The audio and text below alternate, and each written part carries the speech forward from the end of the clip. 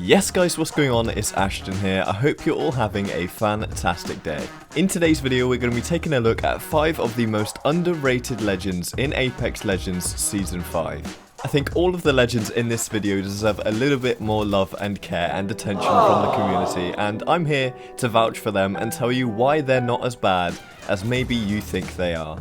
That being said, if you do go on to enjoy the video, make sure to smash the like button and subscribe to the channel for more regular Apex Legends content from your boy, and make sure to drop a follow on Twitter to keep up to date with all of the latest updates and to enter the 20,000 subscriber giveaway.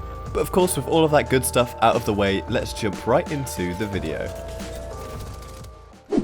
Now, as previously mentioned, of course, there are a lot of legends in Apex Legends which might not get the love and care that they deserve from the community, as they are overshadowed by other, more powerful legends. Who's the best character in Apex Legends? The real answer is Caustic, the toxic trapper. Cough, cough, Caustic, trap, cough, cough. What the fuck? You know what? That's not half bad. I like that meme. In this video, I aim to give you 5 of the most underrated legends in Season 5, in my opinion, who I believe this season at least have not been getting the love that they deserve from the community. We'll be starting off at number 5 with the least underrated legend in this list, going all the way up to number 1, being the absolute number 1 most underrated legend in Apex Legends Season 5. So, coming in our number 5 slot, we have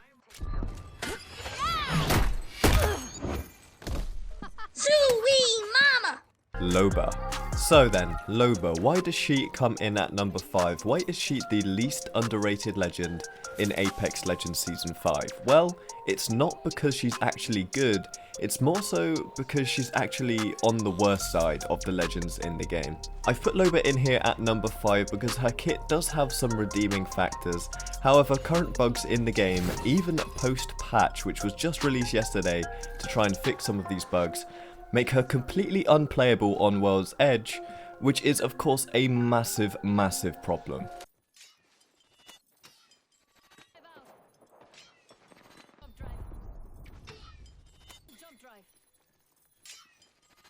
That being said, all bugs aside, Lobo's kit allows for her to be a really interesting and useful legend for the team if she is played correctly.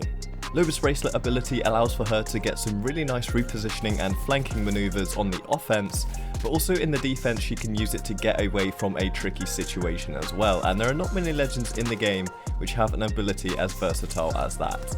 Her ability to see high tier loot through walls and inside bins is great for the solo queuing players who just want to get stacked and fight as many teams as possible. And her ultimate with the Black Market Boutique is really helpful in the end game if you need some heals or extra shields before you go into that final fight, or if you find a ton of death boxes and don't want to have to go through all of the hassle of searching each and every one of them for the one specific item you need.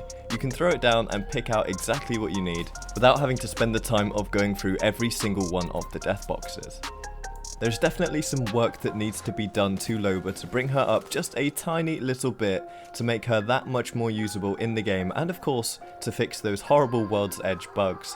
However, I do think she is not as bad as a lot of people have made out, and that she is definitely a very versatile and viable legend for pubs. Coming in at number 4, we have a man I've spoken about a lot in recent times on this video, and that man is of course Crypto. I don't need it. I don't need it. I definitely don't need it. I need it! Now, Crypto is only coming in at number 4 because I do believe he is becoming part of the mainstream meta of Apex Legends in Season 5. Therefore making him not so underrated as other legends on this list. However, I do think a lot of people sleep on Crypto, especially at the start of the season. Nobody was running Crypto. However, a few people decided to run him in ranked alongside Revenant, and look what we have now. It's unlikely you're going to see a team without a Crypto in ranked anytime soon. The main problem people have with Crypto is the fact that without his drone, he has no abilities, and a lot of conversations happen between teammates which are something a little bit like this. So what'd you do about it? I didn't do anything. Whoa, what? Guys, don't be like my friend here who didn't do anything.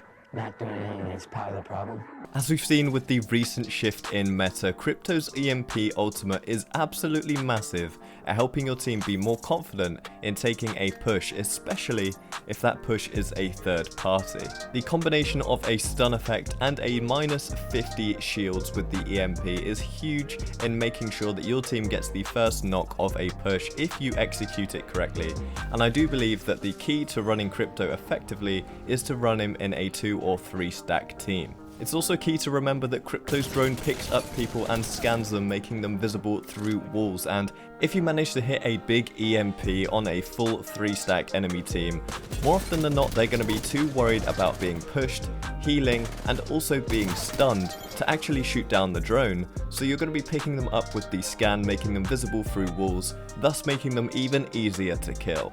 But perhaps the most underrated part of Crypto's kit is the fact that his drone can pick up banners, which is absolutely massive now that mobile respawn beacons have been introduced into the game, especially in the ranked mode, where you can pick up your boys' banners and not have to worry about going to a certain respawn beacon anymore, as you can call in your own at the safety of any position you like, call in your teammates free and absolutely without worry, as you've not had to push the banners to retrieve them and have to fight a team off to try and retrieve them. Nope, you've managed to get them with your drone and you can call them in anywhere you like, absolutely safely.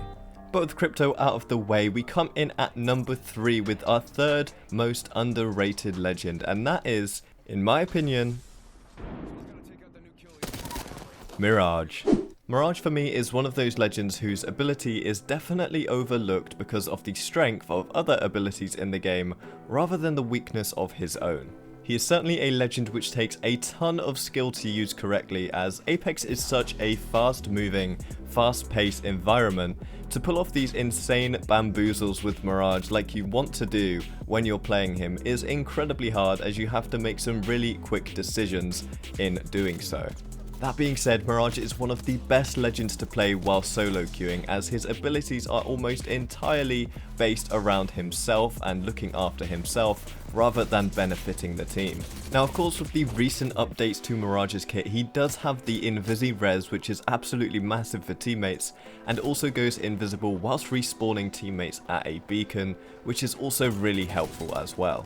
But of course, Mirage's main attractions are his decoy and decoy escape abilities. Now these abilities are brilliant when you're one-on-one with an enemy and you need to make sure that you win your individual battle.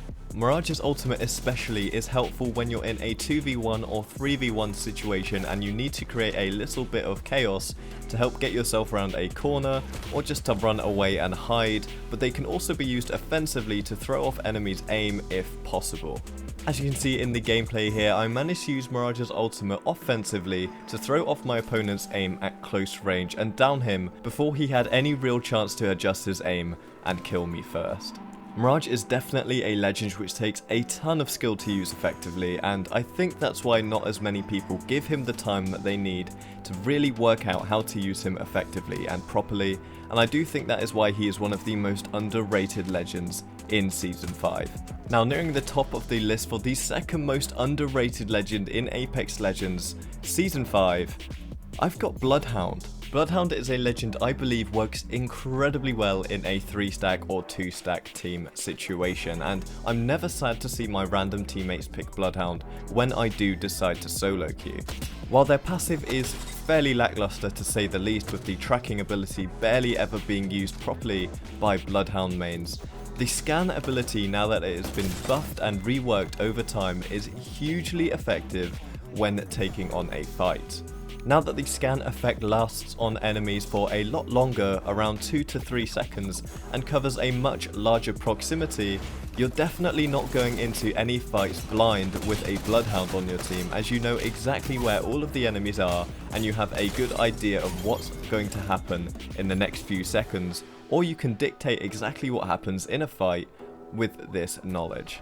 When a good player utilizes the Bloodhound ultimate as well, they are insanely hard to kill, as they are so fast and they can strafe left and right quicker than you can aim. And before you know it, your whole squad is dead and Bloodhound is already halfway across the map because of that insane speed boost. Again, I believe Bloodhound is a legend best utilized in a team format, and I do think a lot of people overlook Bloodhound when really they can be a huge utility to the team. But coming in at our number 1 spot for the number 1 most underrated legend in Apex Legends Season 5.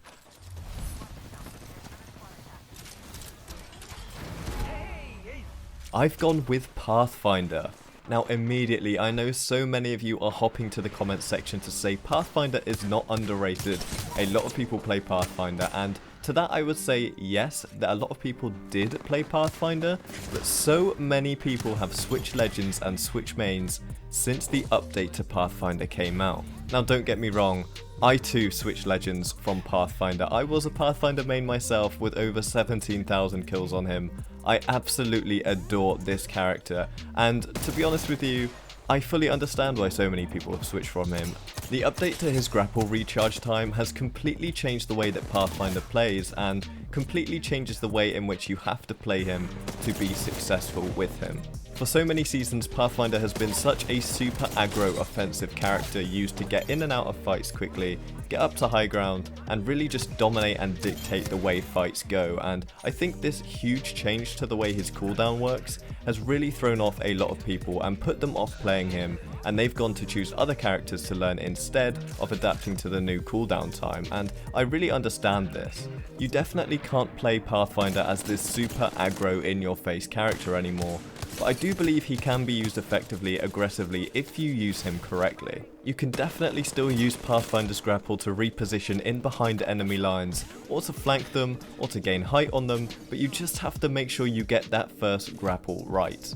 Partnered up with a gold helmet, the cooldown is lowered to around 26 seconds, and to me, that is an acceptable time to wait for a grapple.